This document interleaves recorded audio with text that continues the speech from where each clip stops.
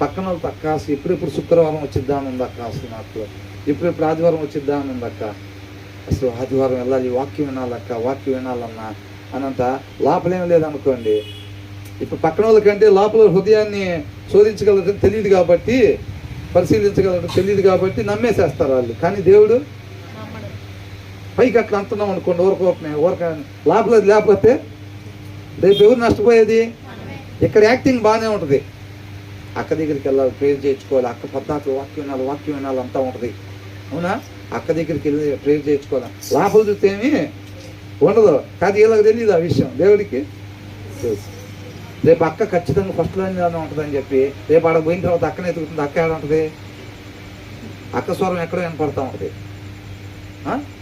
ఏంటి ఇక్కడి నుంచి కాకుండా అక్క స్వరం ఇటు ఎక్కడి నుంచో వస్తున్నట్టుంది, అసలు అవకాశమే లేదు కదా అట్లా రావటానికి అని చెప్పి ఒక్కసారి అట్లా తొమ్మిది చూడంగానే ఏంటంట, మంటల్లోనే ఫస్ట్ లైన్లో అక్క ఇక్కడ ఫస్ట్ లైన్లోనే ఉండేది ఖచ్చితంగా అనుకుంటారు ఇక్కడ ఇచ్చిన దానికి. అవునా? కానీ అక్క ఎక్కడ ఫస్ట్ లైన్లో ఉందంట? అక్క ఒకటే కాదు, అన్నైనా అంతే. అవునా కదా?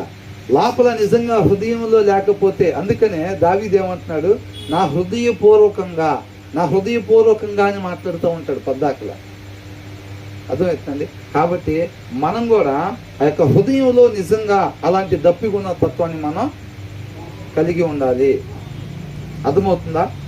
ఇక్కడ ఏమంటున్నాడంటే, here me my God as I voice my complaint, అంటే నా మొర్రను ఆలకించుము దేవా అని అంటున్నాడు. తర్వాత ఏమంటున్నాడు, protect my life from the threat of the enemy అని అంటున్నాడు. ఏంటంట? శత్రు భయం నుంచి, శత్రువులు నాకు కలిగించే అపాయం నుంచి నన్ను కాపాడుము దేవా అని మొరపెట్టుకుంటా ఉన్నాడు అనమాట దావీదు ప్రార్థన ఎలా ఉంటుందండి? ఎవరన్నా ఒకరు చెప్పండి. దావీదు వారం అంతా తన ఇష్టానుసారంగా జీవించేసి ఎక్కడికి వచ్చి మేటలు తడిచిపోయేటట్టు ప్రార్థన చేస్తాడా? మరి ఎలా ఉంటుంది? దేవుడు ఎవరు ప్రార్థన ఆలకిస్తాడు? దేవుడు ఎవరు ప్రార్థన ఆలకిస్తాడంట? నీతిమంతుల ప్రార్థన కొరకు ఆయన చెవులు యొగ్గి ఉంటాయి అని అంటున్నాడు. కాబట్టి ఆయన ప్రార్థనలో దేవుడు వినేటట్టుగా, నీతిమంతుడు అంటే వాక్యాన్ని అనుసరించేవాడు, ఆ వారం మొత్తం కూడా వాక్యాన్ని అనుసరించి వచ్చి ఆయన మాట ప్రకారంగానే జీవించి వచ్చి ఇక్కడ మోకరించి ప్రార్థన చేసేవాడిగా ఉంటాడనమాట దావీదు. అర్థమవుతుందండి?